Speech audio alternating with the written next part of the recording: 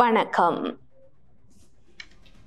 நமது டிவியின் மதிய நேர பிரதான செய்திகளோடு இணைந்திருக்கின்றீர்கள். நான் உங்கள் கேஷிகா வரதராஜா. விரிவான செய்திகளுக்குள் செல்ல முன்னர் முதலில் தலைப்புச் செய்திகள்.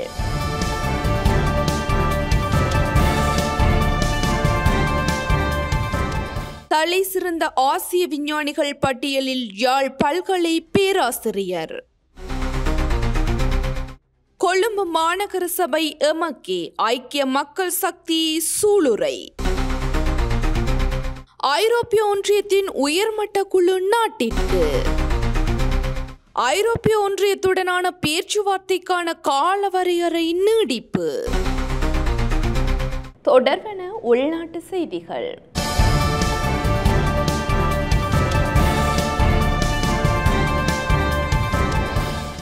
ஆசியாவின் தலை சிறந்த 100 விஞ்ஞானிகளில் ஒருவராக யாழ்ப்பாண பல்கலைக்கழக பேராசிரியர் புண்ணியமூர்த்தி ரவிராஜன் இடம் பிடித்துள்ளார். யாழ்ப்பாண பல்கலைக்கழகத்தின் சிரேஷ்ட பௌதிகவியல் பேராசிரியர் புண்ணியமூர்த்தி ரவிராஜன் சிங்கப்பூரிலிருந்து வெளியிடப்படும் ஆசிய விஞ்ஞானி என்னும் முன்னணி சஞ்சிகையின் தலை சிறந்த ஆசிய விஞ்ஞானிகள் 100 பேரின் பட்டியலில் இடம்பெற்றுள்ளார். ஆண்டுதோறும் வெளியிடப்படும் இந்த பட்டியல் ஆசியாவில் உள்ள தலை சிறந்த விஞ்ஞானிகளின் விசேட சாதனைகளை அங்கீகரிக்கிறது. பொதுவாக இந்த பட்டியலில் தேர்வு செய்யப்படும் தலை சிறந்த விஞ்ஞானிகள் அவர்களின் தரமான ஆய்வு வெளியீட்டு காப்பால் தேசிய அல்லது சர்வதேச விருதை பெற்றிருக்க வேண்டும். பதிலாக முக்கியமான விஞ்ஞான கண்டுபிடிப்பொன்றை மேற்கொண்டிருக்க வேண்டும் அல்லது கல்விசார் அல்லது தொழில்சார் தலைமைத்துவத்தை வழங்கியிருக்க வேண்டும். விஞ்ஞான பீடாதிபதியாக கடந்த 5 ஆண்டுகள் பணியாற்றி வரும் பேராசிரியர் புண்ணியமூர்த்தி ரவிராஜன் அவர்கள் பல தேசிய விருதுகளை பெற்றுள்ளார். இவற்றில் துணைவேந்தர்கள் இயக்குநர்கள் சபையினரால் வழங்கப்பட்ட பௌதிக விஞ்ஞானத்திற்கான அதிசிறந்த இள ஆராய்ச்சியாளர் விருது, தேசிய விஞ்ஞான மன்றத்தினால் வழங்கப்பட்ட இள விஞ்ஞானி விருது மற்றும் தேசிய ஆராய்ச்சி பேரவை பல தடவைகள் வழங்கியிருந்த சிறந்த ஆராய்ச்சி வெளியீட்டுகளுக்கான ஜனாதிபதி விருதுகள் ஆகியவை குறிப்பிடத்தக்கது. இவரின் ஆய்வு கட்டுரைகள் உலகம் முழுவதும் உள்ள விஞ்ஞானிகளால் அதிக அளவு மேற்கோளிடப்பட்டு வருகின்றன. சர்வதேச தரத்திலான இவரது ஆய்வு செயற்பாடுகளினால் ஆசியாவின் தலை சிறந்த 100 விஞ்ஞானிகளில் ஒருவராக தெரிவாகியுள்ள சிரேஷ்ட பௌதிகவியல் பேராசிரியர் புண்ணியமூர்த்தி ரவிராஜன் யாழ்ப்பாண பல்கலைக்கழகத்திற்கு மட்டுமல்லாது யாழ் மண்ணுக்கும் பெருமை சேர்த்துள்ளார். யாழ்ப்பாணம் கண்டி பிரதான வீதியில் இடம்பெற்ற வாகன விபத்தில் ஒருவர் உயிரிழந்துள்ளார். யாழ் கண்டி பிரதான வீதியில் வவுனியாவின் ஓமந்த பகுதியில் இன்று அதிகாலை 4:40 மணியளவில் இடம்பெற்ற வாகன விபத்தில் ஒருவர் உயிரிழந்துள்ளதுடன் 3 காயமடைந்துள்ளனர். கண்டியிலிருந்து யாழ்ப்பாணம் நோக்கி பயணித்த காரொன்று யாழ்ப்பாணத்தில் இருந்து வவுனியா நோக்கி பயணித்த லொரியுடன் நேருக்கு நேர் மோதியதில் இந்த விபத்து ஏற்பட்டுள்ளது. இந்த விபத்தில் காரின் ஓட்டுநர் உயிரிழந்துள்ளார். காரில் காயமடைந்த 3 பயணிகள் வைத்தியசாலையில் அனுமதிக்கப்பட்டுள்ளனர். அவர்களில் ஒருவரின் நிலை கவலைக்கிடமாக உள்ளதாக தெரிவிக்கப்படுகின்றது. காரை ஓட்டி சென்றவர் தூங்கியதால் இந்த விபத்து ஏற்பட்டுள்ளதாக போலீசார் தெரிவித்துள்ளனர். ஒரே குடும்பத்தை சேர்ந்த தந்தை, தாய் மற்றும் 2 பிள்ளைகள் காரில் பயணம் செய்துள்ளனர். தந்தையே விபத்தில் உயிரிழந்துள்ளார். சம்பவம் குறித்து போலீசார் மேலதிக விசாரணைகளை மேற்கொண்டு வருகின்றனர். கொழும்பு மாநகர சபையில் பெரும்பான்மை பலத்தோடு நாங்களே ஆட்சி அமைப்போம் என தேசிய மக்கள் சக்தி வலியுறுத்தியுள்ளது. கொழும்பு மாநகர சபையை யார் கைப்பற்றுவது என்பதை இன்னும் ஒரு வாரத்தில் நாட்டு மக்கள் தெரிந்து கொள்ளலாம் என விளையாட்டுத்துறை பிரதி அமைச்சர் ஏரங்க குணசேகர தெரிவித்துள்ளார். இது தொடர்பில் மேலும் அவர் தெரிவிக்கையில், நடைபெற்று முடிந்த உள்ளூராட்சி மன்றங்கள் தேர்தலில் தேசிய மக்கள் சக்தி அதிகளவான ஆசனங்களை கைப்பற்றியுள்ளது. கொழும்பு மாநகர சபையில் ஆட்சி அமைப்பது தொடர்பில் மாறுபட்ட கருத்துக்கள் முன்வைக்கப்படுகின்றன. கொழும்பு மாநகர சபையில் ஆட்சி அமைப்பதற்கான ஆணை தேசிய மக்கள் சக்திக்கு உண்டு. சகல எதிர்க்கட்சிகளையும் சுயேட்சை குழுக்களையும் இணைத்து கொழும்பு மாநகர சபையில் ஆட்சி அமைப்பதற்கு ஐக்கிய மக்கள் சக்தி பல்வேறு வகையான முயற்சிகளை மேற்கொள்கிறது. கொழும்பு மாநகர சபையை யார் கைப்பற்றுவது என்பதை நாட்டு மக்கள் இன்னும் ஒரு வாரத்தில் தெரிந்து கொள்ளலாம். பெரும்பான்மை பலத்துடன் நாங்களே ஆட்சி அமைப்போம். சகல எதிர்க்கட்சிகளும் ஒன்றிணைந்து அரசாங்கத்திற்கு எதிராக போலியான குற்றச்சாட்டுக்களை முன்வைக்கின்றன. இவ்வாறான கருத்துக்களால் அரசாங்கத்தை வீழ்த்த முடியாது என்பதை எதிர்க்கட்சிகள் வெகு விரைவில் தெரிந்து கொள்ளலாம் எனவும் அவர் தெரிவித்தார். ஐரோப்பிய ஒன்றியத்தின் உயர்மட்ட குழு இலங்கைக்கு விஜயம் மேற்கொள்ள உள்ளது. போலந்து வெளிவிவகார அமைச்சர் டாடோஸ்லாவ் சிகோர்ஸ்கி தலைமையிலான ஐரோப்பிய ஒன்றியத்தின் 11 பேர் கொண்ட உயர்மட்ட குழு நாளை மறுதினம் இலங்கைக்கு விஜயம் செய்ய உள்ளது. இதன்போது குறித்த குழுவினர் ஜனாதிபதி அனுரகுமார திசாநாயக்க, பிரதமர் ஹரணி அமரசூரிய, வெளிவிவகார அமைச்சர் விஜித ஹேரத் உள்ளிட்ட அரசாங்கத்தின் முக்கியஸ்தர்களை சந்தித்து கலந்துரையாட உள்ளனர். அரசியல் பொருளாதார உறவுகளை மீண்டும் புத்துயிர் பெறுவதை நோக்கமாக கொண்டு இந்த பேச்சுக்கள் நடைபெறும் என கூறப்படுகின்றது. வர்த்தகம், புதிய ஒத்துழைப்பு துறைகள், போலந்து இலங்கை கடல் துறைமுகங்களுக்கு இடையே ஒத்துழைப்பை விரிவுபடுத்துவதற்கான வாய்ப்புகள் உட்பட பல்வேறு துறைகள் குறித்து போலந்து வெளிவிவகார அமைச்சர் தலைமையிலான குழு அரசாங்கத்துடன் கலந்துரையாட உள்ளது. இந்நிலையில் போலந்து வெளிவிவகார அமைச்சர் டாடோஸ்லாவ் சிகோர்ஸ்கியின் இலங்கை வருகை முக்கியமானதாக கருதப்படுகிறது. வயம்பு தேசிய கல்வியற் கல்லூரியில் மாணவியொருவர் உயிரிழந்த சம்பவம் தொடர்பாக போலீசார் விசாரணையை ஆரம்பித்துள்ளனர். வயம்பு தேசிய கல்வியற் கல்லூரியில் மாணவியொருவர் உயிரிழந்த சம்பவம் தொடர்பாக இலங்கை போலீசார் விசாரணையை ஆரம்பித்துள்ளனர். கல்லூரியில் உள்ள தனது விடுதிக்குள் 2ஆம் ஆண்டு மாணவி உயிர் மாய்த்து கொண்டதாக போலீசார் தெரிவித்துள்ளனர். கண்டி தெல்தெனியாவைச் சேர்ந்த 24 வயதுடைய பெண் ஒருவரே இவ்வாறு உயிரிழந்துள்ளார். மரணம் தொடர்பாக விரிவுரையாளர்கள் மற்றும் மாணவர்கள் உட்பட பலரிடமிருந்து வாக்குமூலங்கள் பதிவு செய்யப்பட்டுள்ளது. இதற்கிடையில் கல்லூரியைச் சேர்ந்த மாணவர்கள் குழு கல்லூரி அதிகாரிகளுக்கு எதிராக அமைதி போராட்டம் நடத்தி கல்லூரியின் ஆசிரியர்கள்தான் மாணவியின் மரணத்திற்கு பொறுப்பேற்க வேண்டும் என தெரிவித்து வருகின்றனர். கல்லூரியில் சில விரிவுரையாளர்களின் துன்புறுத்தலால் ஏற்பட்ட மன உளைச்சல் குறித்த மாணவி உயிரை மாய்த்து கொள்ள முடிவு செய்ததாக அவர்கள் குற்றம் சாட்டினர்.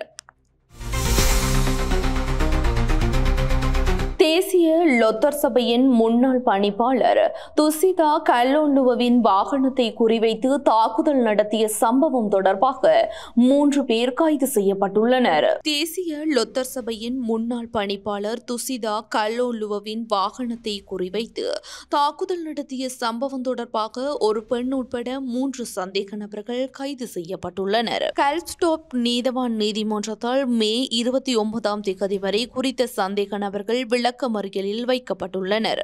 சம்பவம் தொடர்பிலான மேலதிக விசாரணைகளை போலீசார் தொடர்ந்து முன்னெடுத்து வருகின்றமை குறிப்பிடத்தக்கது.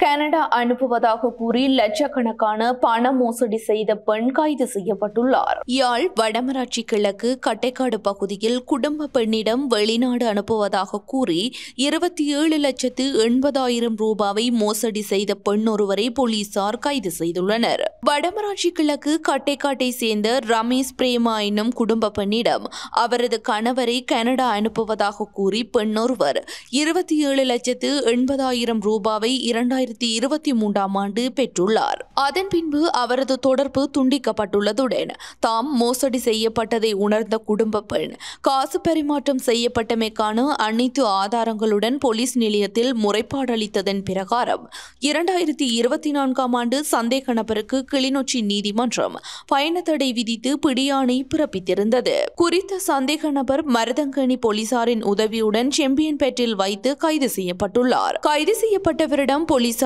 மேலதிக விசாரணைகளை முன்னெடுத்து வருவதுடன் குறித்த நபர் அதே பகுதியில் பலரிடம் மோசடி செய்தமை தெரிய வந்துள்ளது. சந்தேக நபரை இன்று கிளிநொச்சி நீதிமன்றில் ஆயர்படுத்த மருதங்கனி போலீசார் நடவடிக்கை மேற்கொண்டு வருகின்றனர். சர்ச்சைக்குரிய கொள்கலன்கள் தொடர்பில் சட்ட நடவடிக்கை எடுக்கப்படும் என பாராளுமன்ற உறுப்பினர் தயாசிறி ஜெயசேகர தெரிவித்துள்ளார். சர்ச்சைக்குரிய 323 கொள்கலன்கள் தொடர்பான தகவல்களை பெற சட்ட நடவடிக்கை எடுக்கப்படும் என ஐக்கிய மக்கள் சக்தியின் பாராளுமன்ற உறுப்பினர் தயாசிறி ஜெயசேகர தெரிவித்தார். அதேவேளை குறித்த கொள்கலன்கள் மற்றும் அவற்றில் உள்ள பொருட்கள் பற்றிய தகவல்களை வழங்குவதை அரசாங்கம் முற்றிலுமாக நிறுத்திவிட்டதாகவும் கொள்கலன்களை விடுவிப்பது தொடர்பான அனைத்து தகவல்களும் சுங்க அறிவிப்பு நீதிமன்றங்கள் மூலம் பெறப்படும் எனவும் அவர் கூறினார். தற்போதைய அரசாங்கத்தின் கீழ் 373 கொள்கலன்களை விடுவிப்பதன் மூலம் மிகப்பெரிய மோசடி செய்யப்பட்டுள்ளது. மேலும் இது சுங்க இயக்குநர் ஜெனரல் வெளியிட்ட கடிதத்தில் தெளிவாக குறிப்பிடப்பட்டுள்ளது. கொள்கலன் நெரிசலுக்கு தீர்வு காண குழுவின் தலைவருமான போக்குவரத்து நெடுஞ்சாலைகள் மற்றும் சிவில் விமான போக்குவரத்து அமைச்சர் பிமல் ரத்நாயக்க பத்தலா குழு மூலம் அமைச்சரவையின் ஒப்புதலின் கீழ் கொள்கலன் அனுமதியை விரைவுபடுத்துவதற்காக இந்த 323 கொள்கலன்களை ஆய்வு இல்லாமல் விடுவிக்குமாறு சுங்க இயக்குநர் ஜெனரலுக்கு அறிவித்ததாக கூறப்படுகிறது. இது தொடர்பாக வெளிப்படைத்தன்மைக்காக சுங்கத்துறை கொள்கலன் 323 சுங்க பதிவுகளின் நகல்களை கோரியது. இருப்பினும் இதுவரை எந்த தகவலும் வழங்கப்படவில்லை. கொள்கலன்களை வெளியிடும் போது சுங்க வரி ஏய்ப்பு குறித்து விசாரிக்கவும், மோசடி வரிகளை பிடிக்கவும், கொள்கலன்களை உடைக்கவும், வரிகள் விடுவிக்கப்படும் போது ஆய்வு செய்யவும், விசாரிக்கவும் சுங்கத்தில் சுமார் 7 பிரிவுகள் உள்ளன. கொள்கலன் 323 விடுவிப்பது குறித்து விசாரிக்க இந்த நபர்களுக்கு அதிகாரம் அளிக்கப்பட்டிருக்க வேண்டுமென்றாலும் அமைச்சர் பிமல் ரத்நாயக்க வழங்கிய உத்தரவு இது ஒருபோதும் குறிப்பிடப்படவில்லை. எனவே இந்த 323 கொள்கலன்கள் வெளியேறியவுடன் எதுவும் நடக்கவில்லை. இந்த அரசாங்கம் சுங்க அறிவிப்பை வெளியிடாமலே இதை மூடிவிட்டது. இந்த 323 கொள்கலன்களும் ஒரு பெரிய திருட்டு. இந்த திருட்டுக்கு தேவையான ஒப்புதலை விமல் ரத்நாயக்க வழங்கினார். இந்த அரசாங்கம் என்றென்றும் நிலைக்காது. இந்த விவகாரங்களில் உதவி செய்யும் எம்பிக்கள், அமைச்சர்கள் மற்றும் அரசு அதிகாரிகள் இந்த அரசாங்கம் ஆட்சிக்கு வரும் முதல் தருணத்தில் இந்த 323 கொள்கலன்களையும் நாங்கள் நிச்சயமாக ஆராய்வோம் என்பதை நினைவில் கொள்ள வேண்டும் எனவும் தெரிவித்தார். நாட்டில் நிலவும் உப்பு பற்றாக்குறையை தொடர்ந்து தேங்காயின் விலையும் அதிகரித்துள்ளது. நாட்டில் நிலவும் உப்பு பற்றாக்குறைக்கு மத்தியில் தற்போது தேங்காயின் விலையும் அதிகரித்துள்ளதாக நுகர்வோர் முன்னணி தெரிவித்துள்ளது. இதன்படி தேங்காய் ஒன்று 200 ரூபாய்க்கும் அதிகமான விலையில் விற்பனை செய்யப்படுவதாக குறித்த முன்னணியின் தலைவர் அசேல சம்பத் தெரிவித்துள்ளார். தற்போது சந்தையில் 245 ரூபாய் முதல் 250 ரூபாய் வரையில் தேங்காய் விற்பனை செய்யப்பட்டு வருவதாக குறிப்பிட்டுள்ளார். தொடர்பான சர்வதேச செய்திகள்.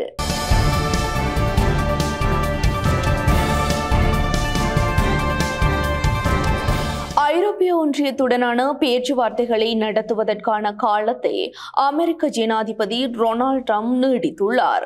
ஐரோப்பிய ஒன்றியத்துடன் வரிகள் தொடர்பான பேச்சுவார்த்தைகளை நடத்துவதற்கான காலத்தை அமெரிக்க ஜனாதிபதி டொனால்ட் ட்ரம்ப் நீடித்துள்ளார். அதன்படி ஜூன் மாதம் 9ஆம் தேதி வரை காலம் நீடிக்கப்பட்டுள்ளது.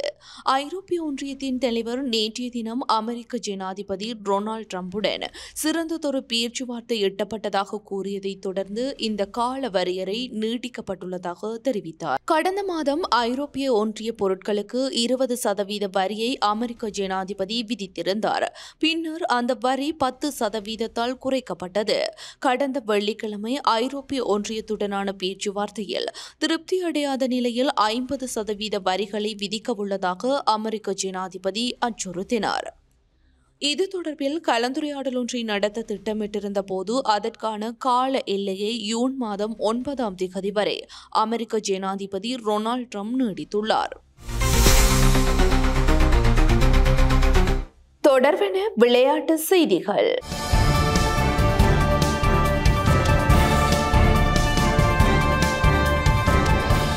IPL தொடரின் 69வது லீக்கில் மும்பை இந்தியன்ஸ் அணி பஞ்சாப் கிங்ஸை எதிர்கொள்கிறது. IPL கிரிக்கெட்டில் லீக் சுற்று இறுதி கட்டத்தை எட்டியுள்ளது. நாளையுடன் லீக் போட்டி முடிவடைய உள்ள நிலையில் ராஜஸ்தான் தலைநகர் ஜெய்ப்பூரில் இன்று நடக்கும் 69வது லீக்கில் 5 முறை சாம்பியனான மும்பை இந்தியன்ஸ் அணி பஞ்சாப் கிங்கை எதிர்கொள்கிறது. இவ்விரு அணிகளும் ஏற்கனவே அடுத்த சுற்றுக்கு முன்னேறிவிட்ட நிலையில் புள்ளிப்பட்டியலில் முதல் 2 இடங்களை தக்க வைத்துக் கொள்ள இந்த போட்டியின் முடிவு அவசியமாகும். எனவே இன்றைய போட்டி பரபரப்பாக இருக்கும் என்பதில் சந்தேகமில்லை. தொடர்ந்து 13 ஆட்டங்களில் குறைந்தது 25 ரன்களுக்கு மேல் எடுத்துள்ள மும்பை வீரர் சூர்யகுமார் ஜாதவ் இந்த ஆட்டத்திலும் கால் சதத்தை எட்டினால் அது புதிய வரலாற்று சாதனையாக அமையும் என்பதும் குறிப்பிடத்தக்கது. இத்துடன் மதிய நேர பிரதான செய்திகள் நிறைவடைகின்றன. மேலதிக செய்திகளை பார்வையிடுவதற்கு நமது LK.com என்ற இணையதளத்திற்குள் பிரவேசியுங்கள். அத்துடன் நமது டிவி என்ற யூடியூப் தளத்தினை சப்ஸ்கிரைப் செய்யுங்கள். வணக்கம்.